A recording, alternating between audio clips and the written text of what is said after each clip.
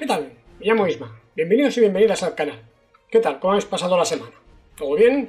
Pues venga, vamos con otro vídeo de noticias que han pasado bastantes cosas durante los últimos días. Una nueva misión de SpaceX, avances en Starbase, varios temas relacionados con la competencia, el James Webb, Marte, etcétera, etcétera. Así que sin más dilación, vamos con ello. Liftoff.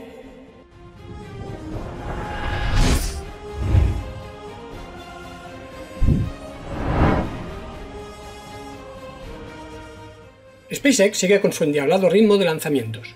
Llevan 23 este año, superando ampliamente los 19 de China o los 9 de Rusia. El último lanzamiento efectuado por la compañía ha sido la misión NILESat 301, de la que hablaremos más adelante, mientras que la siguiente cita será la misión Starlink 4-19, prevista para el jueves, día 16 de junio a las 14:50 UTC. Hay que destacar que durante ese lanzamiento se va a batir un nuevo récord, el enésimo, ya que la primera etapa B1060 va a volar por 13ª vez, siendo la primera en conseguirlo. Recordad que actualmente SpaceX considera que las primeras etapas tienen una vida útil de 15 vuelos, tras lo que serán retiradas e inspeccionadas en detalle con el objetivo de alargar aún más esta cifra en futuros vehículos. Y es que la compañía de Elon Musk aspira a conseguir una cadencia de lanzamientos de uno cada 5 días, superando los 70 anuales. Este mes de junio tenemos, además, la misión SARA-1, la misión Global Star 2 M087, la misión SES-22 y la misión CRS-25. Esta última, la quinta misión de carga de la Dragon 2 a la Estación Espacial Internacional, estaba prevista inicialmente para principios de este mes, pero ha sido retrasada hasta el 28 de junio. La causa de este cambio de planes ha sido que durante el llenado de los depósitos del sistema de propulsión de los impulsores Draco se detectaron valores inusualmente elevados de vapor de hidracina en algunos puntos aislados.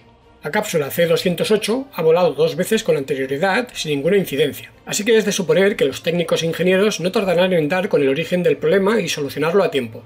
Para finalizar este bloque, comentar que el retraso en el lanzamiento de la misión Psyche a cargo de un Falcon Heavy hasta el 20 de septiembre, debido a un problema en el software de la sonda, va a provocar cambios en la misión secundaria Janus, consistente en el envío de 2 pequeños satélites con el objetivo de explorar 2 sistemas binarios de asteroides a los que llegarían después de varias asistencias gravitatorias en nuestro propio planeta. Esto, por desgracia, ya no es posible, así que el equipo de la misión ya está buscando nuevos objetivos para los 2 vehículos. Por suerte hay muchos asteroides ahí fuera.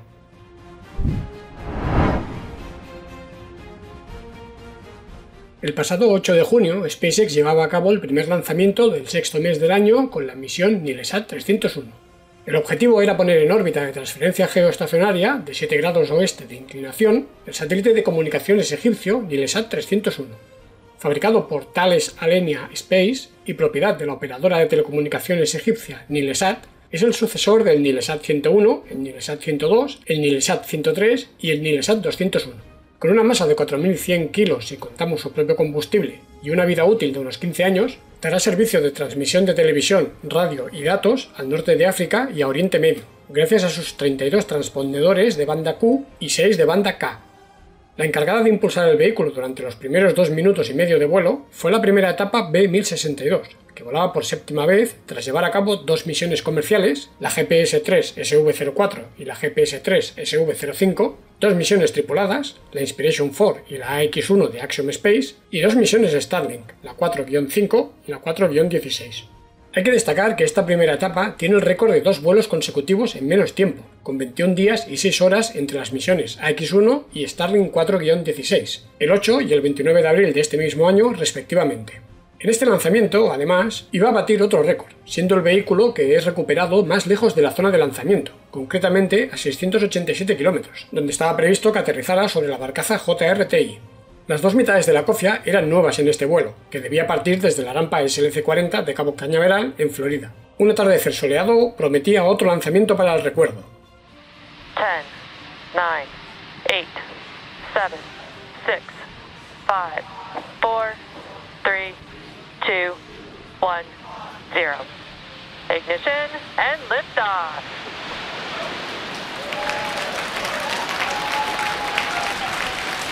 M1D chamber press is phenomenal. Pitching downrange.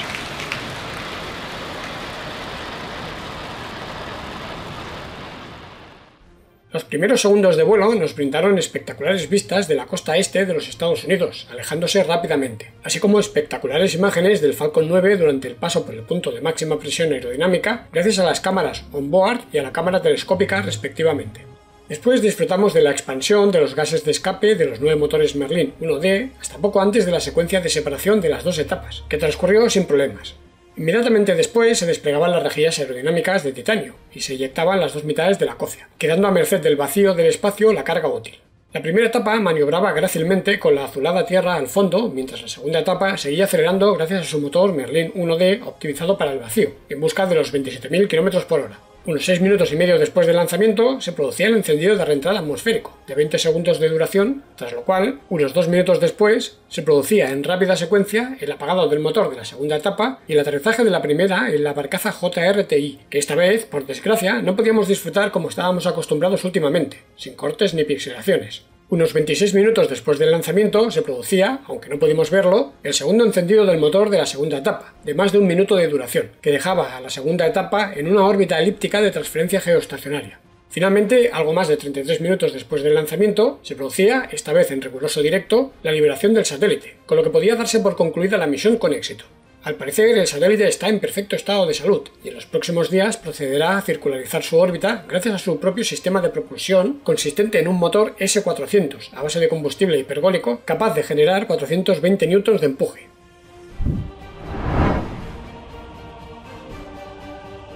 Hay que hablar, como no, de los progresos del SLS en su lucha por batir a la Starship en su carrera por ser el primero en llegar a órbita. Y es que la bestia de la NASA ha vuelto de nuevo a la rampa de lanzamiento LC-39B, para repetir las pruebas de llenado de los depósitos con combustible real y simulación de la cuenta atrás hasta T-10 segundos. En estos momentos, el inicio de estas pruebas está previsto para el día 19 de junio, lo que descarta que pueda lanzarse durante la ventana del 29 de junio al 12 de julio, ya que el vehículo, independientemente del resultado de estas pruebas, debe volver al edificio de integración vertical para los ajustes finales, entre ellos el armado del sistema de terminación de vuelo. La siguiente ventana disponible la tenemos del 23 de agosto al 6 de septiembre, aunque para que pueda lanzarse durante la misma todo tendría que ir sobre ruedas, y no parece que esté siendo el caso. Teniendo en cuenta el estado de las cosas en Starbase, ¿cómo lo veis? Está todo muy igualado, ¿no? Por cierto, hablando del programa Artemisa, una auditoría interna de la NASA ha alertado de los sobrecostes y el retraso en la ejecución del sistema de lanzamiento móvil de segunda generación necesario para lanzar el SLS Block 1B a partir de la misión Artemisa 4. Y es que el contrato inicial adjudicado a la compañía Bechtel por $383 millones con entrega en marzo del 2023 va a costar, según los últimos cálculos, $1.500 millones con entrega a finales del 2028. Otro despropósito presupuestario alrededor del programa Artemisa. La prometedora compañía Relativity Space, conocida por estar desarrollando cohetes impresos casi totalmente en 3D, ha anunciado que la primera etapa de su primer cohete Terran 1 ya está en sus instalaciones del Kennedy Space Center, en Florida, de cara a su primer vuelo de prueba este mismo verano. Este vehículo podría convertirse en el primero en llegar a órbita impulsado por motores a base de metano, ya que equipa 9 motores Aeon 1 de Metalox con 100 kN de empuje cada uno. Asimismo, la segunda etapa equipa un único motor Aeon 1 optimizado para el vacío de 126 kN de empuje. Este vector, de 35 metros de altura y 2,3 metros de diámetro, es capaz de poner en órbita baja más de 1 tonelada de carga útil. Otra compañía que seguimos con atención es Astra Space, que se dispone a intentar su segundo lanzamiento desde la rampa SLC-46 de Cabo Cañaveral en Florida, después del fracaso en febrero de este mismo año. La compañía solo ha conseguido 2 éxitos de 5 intentos desde Alaska. El 12 de junio intentará poner en órbita 2 satélites de la NASA llamados TROPICS, destinados a estudiar los ciclones tropicales y equipados cada uno de ellos con un radiómetro de microondas. Si todo va bien, este será el primero de los 3 lanzamientos que desplegarán los 6 satélites de los que constará esta pequeña constelación. Esperemos que tengan suerte. Como apunte final para cerrar el bloque, comentar que gracias a imágenes obtenidas por satélite, hemos podido saber que en octubre del año pasado se produjo una aparatosa explosión en una de las rampas al sur del centro de lanzamientos de Jiuquan, en China. Al parecer, el damnificado sería un cohete KZ-11, pero se desconocen más detalles. China, por supuesto, tiene sus secretos.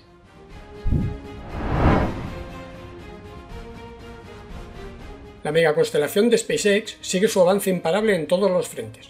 En Francia, donde si recordáis le fue revocado el permiso para comercializar el servicio debido a una apelación de 2 organizaciones activistas medioambientales que alegaban una serie de posibles impactos negativos en diversas áreas, ha recuperado la licencia después de llevar a cabo un proceso de consulta pública de 1 mes. Por otro lado, la compañía Royal Caribbean, que consta entre su flota con el crucero más grande del mundo, ha anunciado que ha solicitado permiso a la FCC, Comisión Federal de Comunicaciones estadounidense, para ofrecer conexión a Internet a los pasajeros a través de la infraestructura de SpaceX. Parece que tendremos Starlink por tierra, mar y aire.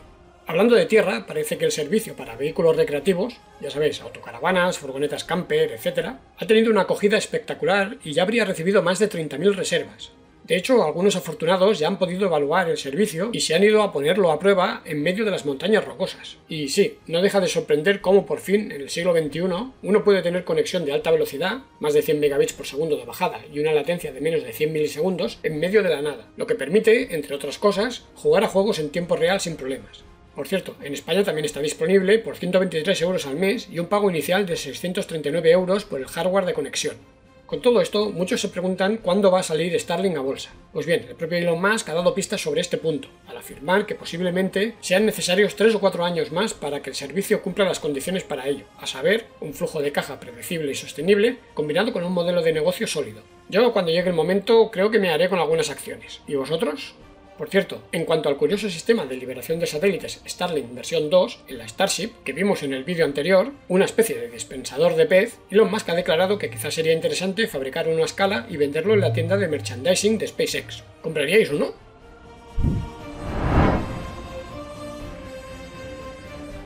Como siempre, tenemos que empezar este bloque con las andanzas del telescopio espacial James Webb.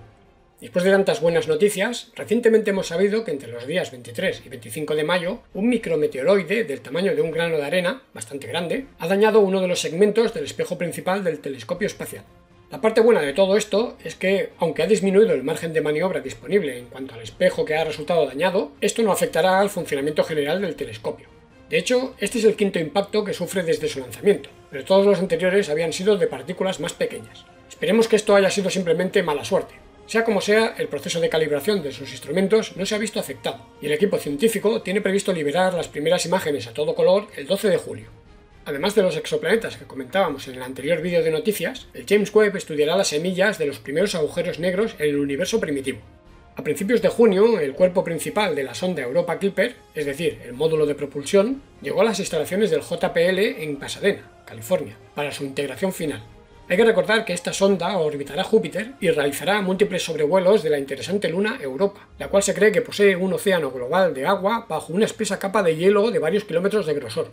Europa Clipper será la sonda interplanetaria más grande jamás lanzada por la NASA y despegará a bordo de un Falcon Heavy de SpaceX en octubre del 2024. ¿Qué maravillas nos va a descubrir? Vayamos con un carrusel rápido. El avión Rock de Stratolaunch ha volado por sexta vez, pero ha vuelto 2 horas antes de lo previsto, ya que no estaban consiguiendo los objetivos de esta prueba, los cuales no sabemos. El análisis de los restos del asteroide Ryugu que trajo la sonda Hayabusa 2 de la JAXA japonesa indica que algunos componentes son más antiguos que la formación de los propios planetas. Podríamos decir que este material forma parte de los ladrillos del sistema solar. La NASA va a dedicar a un pequeño equipo de investigadores a estudiar los ovnis, o los fenómenos aéreos no identificados, como los llaman ellos. Lo primero que han dicho es que no hay evidencia de que ninguno de los fenómenos a estudiar sea de origen extraterrestre. Espero que las conclusiones futuras sean algo más profundas.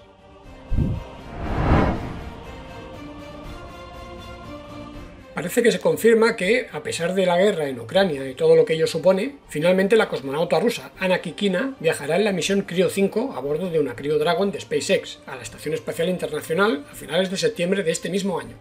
Con los 5 vuelos contratados por la NASA para la cápsula tripulada de la compañía de Elon Musk, las misiones de la Cryo 10 a la Cryo 14, la agencia estadounidense ya tiene asignados todos los vuelos tripulados desde ahora hasta el fin de la vida de la ISS en 2030. Para entonces, si todo va como está previsto, SpaceX habrá protagonizado 14 misiones operacionales a la estación, mientras que Boeing habrá hecho lo propio con 6. ¿Quién lo hubiera dicho hace unos años? Por otro lado, como sabéis, a finales de año está prevista la misión Polaris Dawn, en la que SpaceX está trabajando ya activamente. Los 4 astronautas, Jared Isaacman, Scott Pottit, Sarah Gillis y Anna Menon, siguen el programa de entrenamiento que últimamente ha consistido en lecciones de buceo tanto en piscina como en aguas abiertas. Esta actividad en concreto es muy importante de cara al paseo espacial que deberán realizar durante la misión y que será el primero realizado por la compañía de Elon Musk. Sin duda, esta misión será uno de los eventos estrella de finales de año en el mundillo aeroespacial. En cuanto a la Estación Espacial China, los 3 astronautas ya se encuentran trabajando en la misma. La primera actividad importante ha consistido en acceder al carguero Tianzhou 4, que se acopló a la estación de forma automática el 10 de mayo y que transportaba suministros, materiales y herramientas. El siguiente hito importante será supervisar el acoplamiento del módulo Wentian, cuyo lanzamiento está previsto para el próximo 23 de julio. Como curiosidad, comentar que China tiene ya a punto la cápsula Shenzhou 15, por si fuera necesario improvisar una misión de rescate. De hecho, el país asiático ha asegurado que si fuera necesario podría llegar a la estación y rescatar a la tripulación en menos de 9 días. ¿Cuánto creéis que necesitaría SpaceX?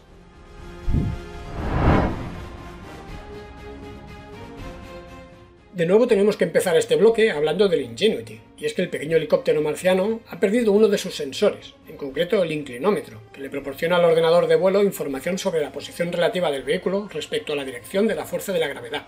Aunque esta información es importante, los técnicos creen que pueden modificar el software para deducir dicha información haciendo uso de los demás sensores disponibles.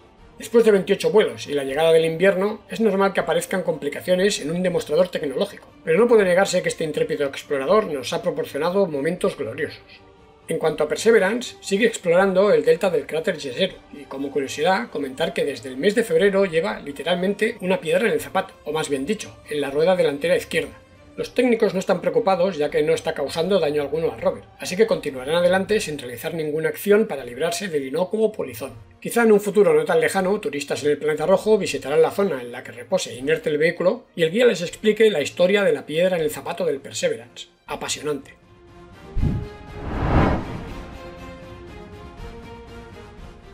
Pues sí, estamos a días, si no horas, de poder analizar las conclusiones de la FAA a propósito del informe de impacto ambiental presentado por SpaceX. Es posible incluso que cuando veas este vídeo ya hayan sido publicadas por el organismo estadounidense. Se espera que el veredicto sea favorable a la continuación de las pruebas en Starbase con vuelos orbitales. Solo falta conocer qué restricciones o condiciones va a exigir el regulador.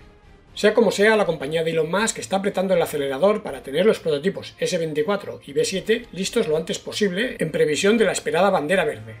En cuanto al S-24, por ejemplo, después de realizar algunas reparaciones en el mismo, los días 6 y 7 de junio se llevaron a cabo sendas pruebas criogénicas en la rampa de lanzamiento suborbital A, que esta vez sí que parecieron transcurrir sin problemas.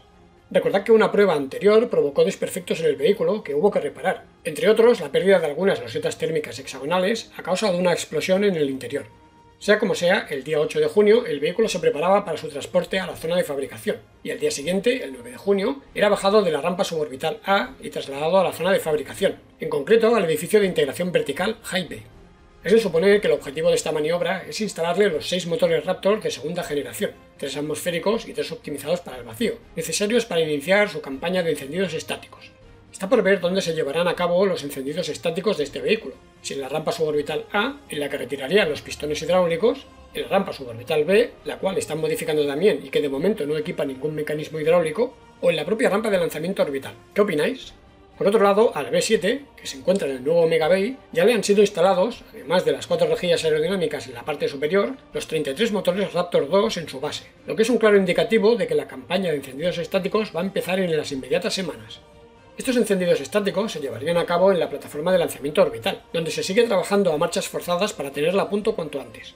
Uno de los puntos calientes de la estructura es el brazo de desconexión rápida, al que, por ejemplo, el pasado 11 de junio se le colocó de nuevo la cubierta protectora trasera después de que fuera retirada el pasado 7 de junio y trasladada a la zona de fabricación para, seguramente, realizarle modificaciones.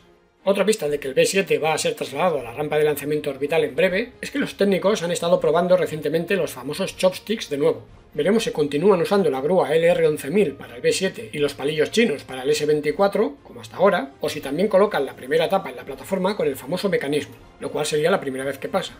Los fuegos artificiales están a punto de empezar, ¿no os parece? Por supuesto, se sigue trabajando en los siguientes prototipos.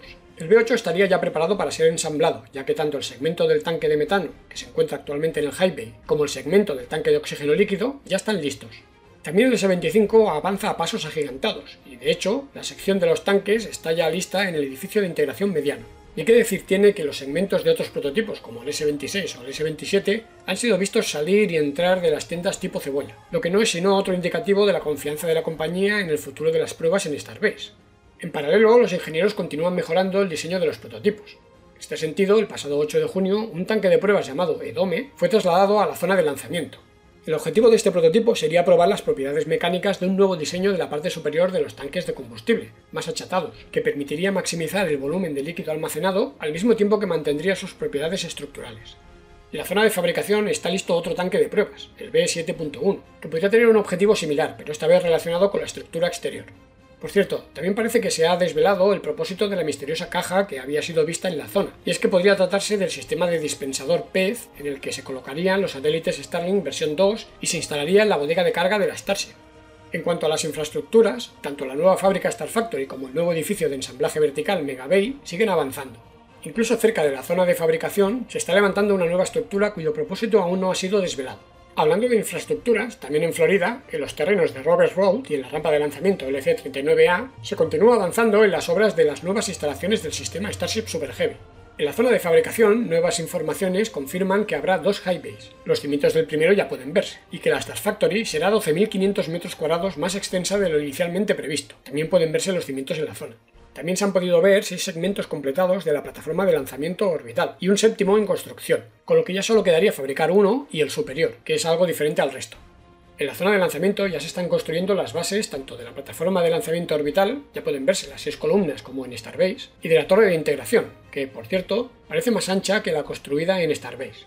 También a la zona ha llegado una Mega Grue, seguramente del tipo LR11350, que se utilizaría para apilar los segmentos de la torre de integración que hemos visto anteriormente. Como veis, la cosa va en serio, y eso que nos ha empezado la segunda rampa de lanzamiento orbital en Starbase, las 2 nuevas rampas en la zona LC-49 en Florida, o la transformación de las 2 plataformas petrolíferas en 2 nuevas rampas de lanzamiento. ¿Qué tiempos nos aguardan?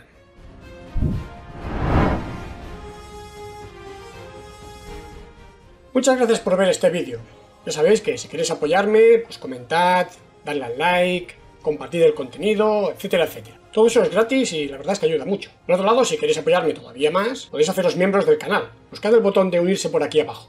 Y antes de saludar a los SpaceXstormers, dejadme que les comente que me envíen la dirección al correo contacto@spacexstorm.com para que pueda enviarles la taza a los que ya llevan más de 12 meses como SpaceXstormers en el canal. Y venga, vamos con el saludo. Lo leo para ir más rápido. Paul Anderson PC, Zaleramovsky, Damián Gabriel, DJ Esmeralda, Alex Agustín, Germán Domínguez, Estrategias Diarias 2021 JLV, José Luis, Prometeos 38, Daniel, Alonso 602, Miguel del Olmo, Moisés, Elías González Galán, G. Caldero, alias Jorge, Sergio González y Gilberto García. Muchas gracias a todos. Adiós.